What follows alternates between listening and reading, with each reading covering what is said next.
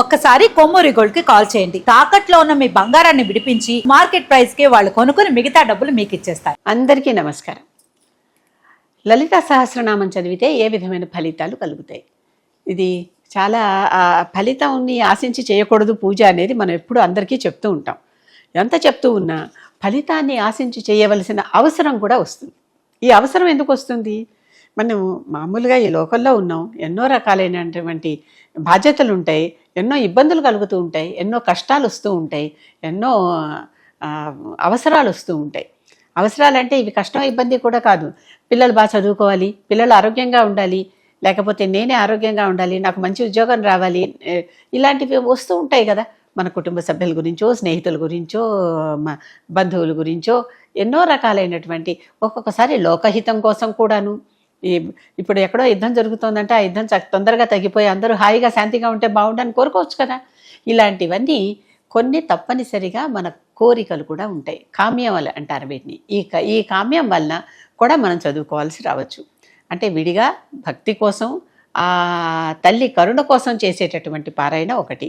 అవి కాకుండా ఈ రకంగా ఈ లలితాదేవి ఎలాంటిదంటే భోగము మోక్షము రెండూ ఇవ్వగలిగే ఏకైక దేవత లలితాదేవి. ఈ లలితాదేవి అసుర సంహారార్థం, దేవతా సంరక్షణార్థం, అంటే ఏమిటి, దుష్ట శిక్షణార్థం, శిష్ట రక్షణార్థం వచ్చినటువంటి దేవత ఈ భూమి మీదకి. ఆ దేవత మనకి చెప్పించి ఆవిడ తన గురించి తానే చెప్పించుకున్నది లలితా సహస్రనామ స్తోత్రం. వసింజాది వాగ్దేవతలను పిలిచి, ఆవిడ పరివారంలోని దేవతలు వీరు 8 మంది, ఈ 8 మందిని పిలిచి నా గురించి ఒక స్తోత్రం రాయండి అని రాయించుకుంది. తన గురించి తనే చెప్పించుకుని తనకి దగ్గర వారి చేత, ఎందుకంటే ఆవిడ గురించి సంపూర్ణంగా తెలిసిన వారు కనుక వారి చేత రాయించుకున్నది అంటే అది ఎంత గొప్ప స్తోత్రమో ఆలోచించండి. వాళ్ళు వాక్కుకి దేవతలు, అంటే వాళ్ళు రాసిన మాట పొల్లుపోదు. ఆ వాక్కుకి, ఆ పదానికి, ఆ అక్షరానికి అధికారులు వాళ్ళు. అటువంటి స్తోత్రం ఇది. కనుక ఈ స్తోత్రం చదివితే మనకి ఎన్ని రకాల ఫలితాలు ఉంటాయో. ఇది నేను రాసిన పుస్తకం శ్రీ లలితా విజయం అని. ఈ పుస్తకంలో దీన్ని మొత్తం లలితా సహస్రనామం 3 భాగాలు. మొదటిది పూర్వపీఠిక అంటాం, అసలు లలితా సహస్రనామం ఎలా వచ్చిందో చెప్తాం. రెండోది కేవలం లలిత సహస్రనామ స్తోత్రం. మూడవది ఈ లలిత సహస్రనామ ఫలశ్రుతి. అంటే ఏంటి, 3వ భాగం తృతీయ భాగంలో ఫలశ్రుతి ఉంటుంది. ఈ ఫలశ్రుతి అంటే ఏమిటి, దానివల్ల చదివితే మనకు వచ్చేటటువంటి ఫలితాలు ఏమిటి ఇంకా ఆలోచించుకోండి. చదువు కావాల్సిన వాడికి చదువు, బుద్ధి కావాల్సిన వాడికి బుద్ధి, డబ్బు కావాల్సిన వాడికి డబ్బు, మోక్షం కావాల్సిన వాళ్ళకి మోక్షం, విజయం కావాల్సిన వాళ్ళకి విజయం, అన్ని రకాలుగా ఎవరు ఏది కోరితే, సంతానం కావాల్సిన వారికి సంతానం, ఆరోగ్యం కావాల్సిన వారికి ఆరోగ్యం, అన్నీ సమకూరుతాయి. అలా కాకుండా ఇంట్లో ఎవరైనా జబ్బుపడి ఉన్నారు, అప్పుడు వారి మీద మనం ఒక చెయ్యి వేసి ఒక గ్లాసులో నీరు కానీ, పాలు కానీ, లేకపోతే ఒక చిన్న పటిక బెల్లం ముక్క కానీ, ఇలాంటిది ఏదన్నా ఒకటి తీసుకుని ఇది చేత్తో పట్టుకుని చక్కగా వారి చేతి మీద చెయ్యి వేసి, వారి హృదయం మీదో, వారి ఏదైనా భాగం వారి శరీరంలో ఇబ్బందిగా ఉంటే, కాలు విరిగితే కాలు మీదో, తలనొప్పిగా ఉంటే తల మీదో అలా చెయ్యి వేసి ఈ లలితా సహస్రనామ స్తోత్రం పఠించి ఆ వైబ్రేషన్స్ ఈ ప్రసాదంలోకి వెళ్తాయి. మనం పట్టుకున్న గ్లాసు నీళ్ళలోకో, పాలల్లోకో, పంచదార పలుకుల్లోకో అవి వారి నోటికి అందించటం, ఆ పేషెంట్ నోటికి అందించటం తప్పనిసరిగా దొరుకుతుంది. అంతేకాదు అసలు 3 రాత్రులు బిగిన, అంటే ఆ నాళ్ళపాట అనమాట, ఖచ్చితంగా దీనిని పఠనం చేస్తూ కంటిన్యూస్గా 3 రోజులు పఠనం చేస్తే ఎట్లాంటి సమస్య అయినా తీరిపోయి ఎంత గొప్పటి రాజైనా దిగొచ్చి మన పని మనకి చేసి పెడతాడని దీంట్లో చెప్పే అమ్మవారే వాగ్దానం చేసినటువంటిది ఇది. ఇక్కడ ఒక చిన్న కండిషన్ కూడా పెట్టారు అమ్మవారు. మూర్ఖులకి, మూఢలకి, నమ్మని వాళ్ళకి, ఇట్లాంటి వాళ్ళకి చెప్పకండి, వాళ్ళకి చెప్పే ప్రయోజనం లేదు, వారికి ఇంకా ఇది అర్థం చేసుకునేటంత కర్మ పూర్తి కాలేదు వాళ్ళకి, అలాంటి వాళ్ళని వదిలేయండి, భక్తి కల వారికి, ధర్మం కల వారికి, మూఢత్వం లేని వారికి మాత్రమే ఇవి చెప్పండి, శఠులకు చెప్పకండి అని చాలా స్పష్టంగా చెప్పారు ఆవిడ. చెప్పి మిగిలిన వారందరూ ఏవి చేసినా వారందరికీ నా అభయం ఉంటుంది, వారి కోరికలు తీర్చేదాన్ని నేనే అని ఆవిడ మాట ఇచ్చారు. కనుక ఈ స్తోత్రంలో వచ్చినటువంటి దాని ప్రకారం ఇహ ఫలితాలు, ఈ లలిత సహస్రనామ స్తోత్రం చేసి ఇక్కడ ఒక చిన్నది కొంచెం చదువుతాను నేను. ఇవన్నీ దాంట్లో ఉన్న శ్లోకాలన్నిటికీ అనువాదం చేసి రాసినవే. ఒక్కసారి చూడండి.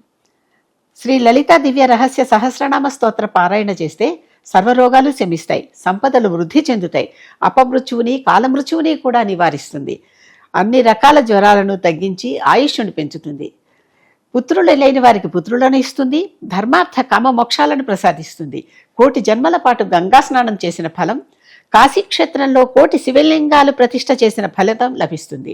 కురుక్షేత్రంలో శ్రోత్రియులకు 1,000,000 సార్లు సువర్ణదానం చేసిన ఫలితం కలుగుతుంది.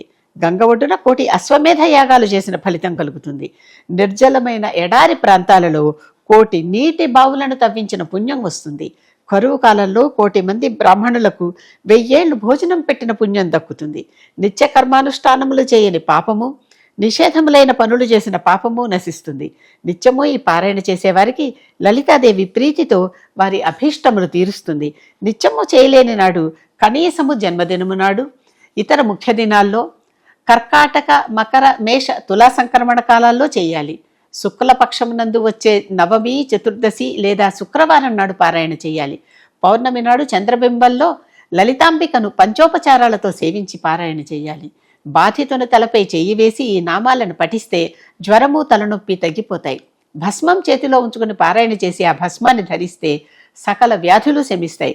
ఒకరి కొరకు మరొకరు కూడా ఈ ప్రయోగాలు చేయవచ్చు. ఇది నేను కొంచెమే చెప్పాను, మొత్తం అది ఎంతో, అది చాలా దాదాపు 200 పైన 280 శ్లోకాలు ఎన్నో ఉన్నటువంటి స్తోత్రం, ఫలశ్రుతి ఇది. ఎన్ని రకాల ఉపయోగాలు ఉన్నాయో ఈ లలిత సహస్రనామం చేయటం వల్ల గమనించండి. ఇన్ని రకాలైనటువంటి ఉపయోగాలు, ఈ ఫలితాలు ఈ స్తోత్రం చేసినందువల్ల మనకి కలుగుతూ ఉంటాయి.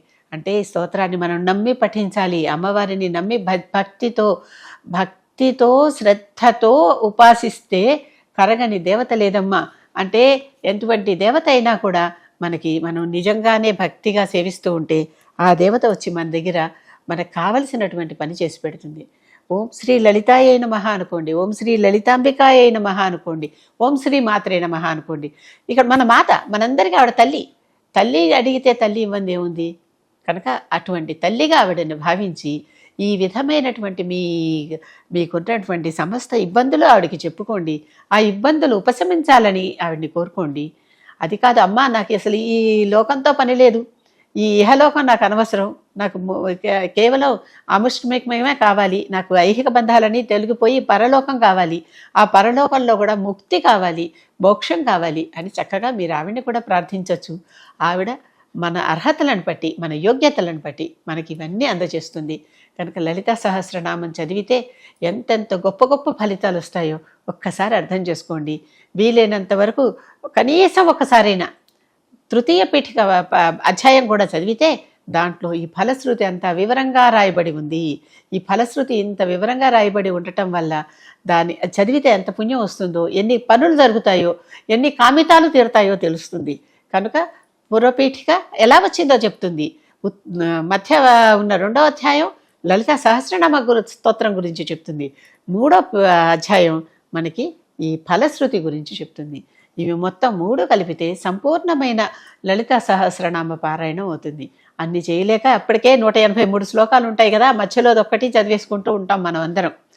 ధ్యాన శ్లోకాలు ఏవో 4 చదువుకుని శ్రీమాత, శ్రీ మహారాజ్ఞి నుంచి చదివేసుకుంటూ ఉంటాం.